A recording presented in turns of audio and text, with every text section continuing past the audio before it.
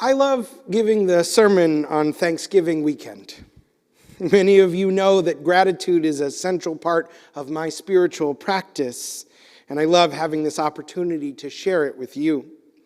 My chavruta, my study partner, was teasing me this week, asking if there was anything I haven't already said about gratitude. I know I'm a bit of a broken record when it comes to the topic. Many of you have heard the story of how I came to appreciate gratitude, about the fateful day when I was about 12 years old and my mother decided that we would begin our family dinners by everybody saying something for which they were grateful. For my mother, this was a means to combat the way our family dinner table had become a space for voicing complaints and frustrations, and it's a tradition we keep to this day, 25 years later. Many of you have heard me speak about how, when my mother became ill with cancer, it was this daily gratitude practice which gave her strength, clarity, and courage to face her unforgiving disease. Many of you have heard me encourage you to use the silent prayer portion of our service to make a list of 5 things you're grateful for, with the promise that it will change your life as it did mine, as it did my mother's. Truly, in the years since my mother's passing, gratitude has become almost the sole focus of my prayer practice. I pay careful attention to the liturgical and personal moments in the service designated for saying thank you to God, and I largely ignore the rest. But reading this week's Parsha, Toldot, made me wonder if perhaps I have been missing something in my push towards gratitude. It made me wonder if, in my zealousness for gratitude, I have neglected another important aspect of prayer. It made me worry that I have encouraged others to do the same. I wondered if I have ignored the power of longing. Isaac and Rebekah have been married for 20 years and have yet to conceive a child. This is a bit of a trend in the book of Genesis, our founding families experiencing infertility and longing to have a child. Isaac's parents, Abraham and Sarah, experience it, as will his child Jacob with his beloved wife Rachel. Like the generations before and after, this is difficult for the couple, particularly for the women who yearn to be mothers. Sarah strategizes to give her maidservant Hagar to Abraham so she can have a child through them. Rachel begs her husband to intervene with God.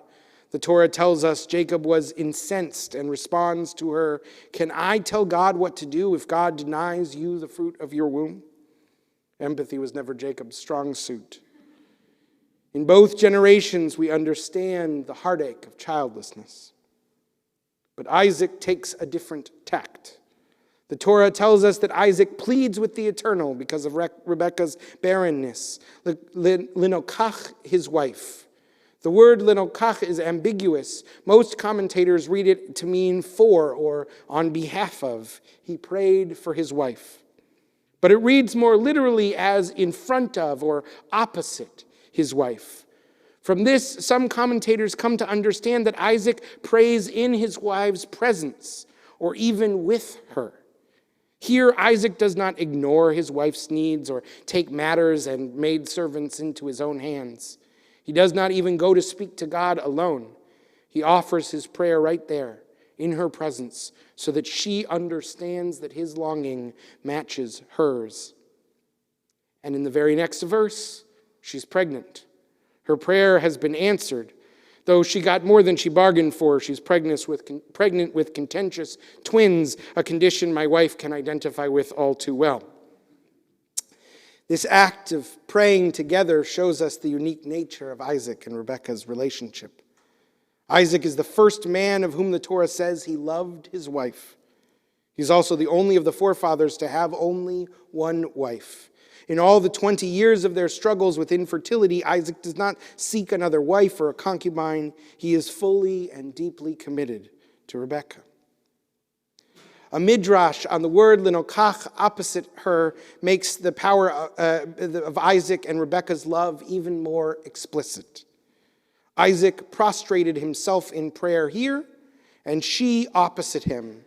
And he prayed, "Master of the world, may all the children you grant me be from this righteous woman." And at the same time she prayed, "May all the children you will one day grant me be from this righteous man." It's a beautiful image of the two of them bowed low, head to head, praying in matching words to God about how they long to have a child with their beloved. It shows us just how much they loved each other. I wonder if this is what they mean when they say the family that prays together stays together. But I also think it shows us something about longing as an important aspect of prayer. One of the first prayers offered in the Torah is one of deep yearning and desire. This is an essential modality of Jewish prayer, a prayer of need and hope. And it is a message that can sometimes be drowned out when I beat the drum of gratitude. I've often quoted the priest Richard Rohr, who writes, "Prayer is choosing gratitude until we are grateful." And that works sometimes. Choosing gratitude takes our attention away from our longing, but it does not always work. Sometimes our longing is so strong that we cannot access our gratitude. The rabbis of the Talmud understand the blessing after meals as deriving from the line in Deuteronomy that says, "You shall eat and be satisfied and then give thanks to the Eternal." From this verse, they understand that technically, if you are not satisfied, you are not obligated to bless. If you eat but you do not have enough to fill you up, you cannot be required to thank God until your basic needs are met. The rabbis understand that we may not be capable of gratitude when we are in a posture of yearning. The Psalms represent the breadth of human expressions of prayer, and certainly gratitude is a major theme in the Psalms. Give thanks to the Eternal, for God is good, God's steadfast love is everlasting.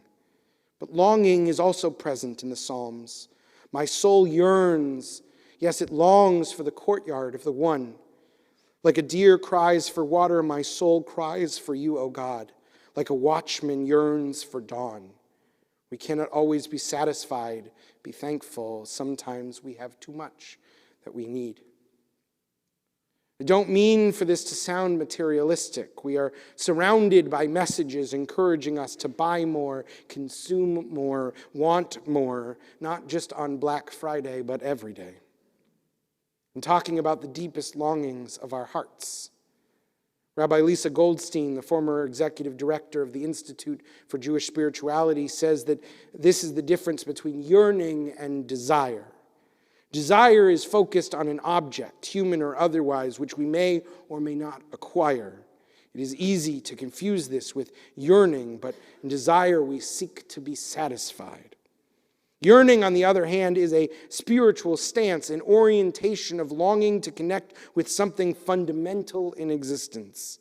It is not about obtaining anything or getting any answer. In fact, yearning is its own answer. I think my overinvestment in prayers of thanksgiving was rooted in my discomfort with prayers of desire, prayers that are about things, about acquisition, about feeding our sense of scarcity. But in doing so, I have ignored for too long the prayers that are about our deeper longings for connection, for self-actualization, for understanding, the longing to know that you are loved and that you are valued, that you are needed. These are not vices, these are the very essence of the human condition. The rabbis acknowledge that sometimes we will be unsatisfied, that we will sometimes be hungry, that it will affect our ability to bless.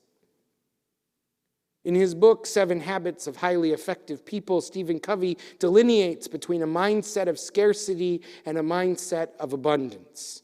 Scarcity says, I will never have enough. I must acquire to fill an insatiable need. But abundance looks at the many wonders in our lives and says, see how blessed I am. I have often taught that the power of gratitude is it moves us from scarcity to abundance. But in reading this parsha this year, I wonder if maybe Covey's dichotomy has always been false. Perhaps longing and gratitude are not opposites, but two sides of the same coin. In longing, we can understand that what we have as well as what we need. In gratitude, we can name our blessings while still acknowledging that we have yearnings that have gone unanswered. We see this in the Midrash about Isaac and Rebekah praying together. They come to that prayer with heartbreak and longing. They wish for a child. They have heard God's promise of numerous descendants, but they have seen no evidence of it in their lives. Perhaps they have lost pregnancies and seen their hopes dashed again and again. And these longings might have pushed them apart. They might have inspired them to seek fulfillment of their needs separately. But they come into that tent and they hold hands. They look deep into each other's eyes. They remember how much they love each other, their undying devotion to one another. And they bow their heads in simultaneous prayer. They each say, I want children, but whatever happens, I want it to be with this man, this woman.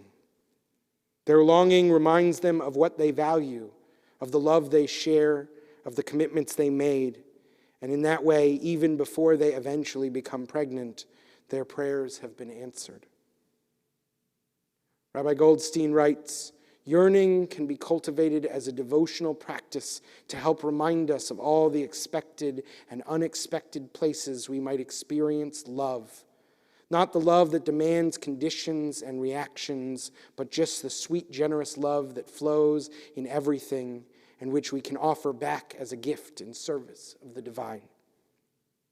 Perhaps last night it was easy to come up with things to be grateful for. Perhaps it was difficult. But if your longings outweighed your gratitudes, please don't take that as a failure of thankfulness. It is our yearnings that make our gratitude even more sweet. David Ben-Gurion, Israel's first prime minister, was asked by a 12-year-old schoolgirl when in his life he felt the greatest satisfaction. He replied, "What is satisfaction? What is the good of it? If a man is satisfied, he no longer yearns, no longer dreams, no longer makes demands. No, I have never known a single moment of satisfaction." It is my hope that you have known many moments of satisfaction. But it is also our longings that push us towards creativity and hard work. It is our yearnings that call us to make this world better, not just for ourselves, but for all who hunger, all who are in need. It is our longings that help us build these things for which we will someday give thanks. On this Shabbat of Thanksgiving, may your prayers be full of gratitude and longing in equal measure. May your yearnings call you into satisfaction, and may your joy call you into vision. And in this way, may all your prayers be answered. Shabbat Shalom.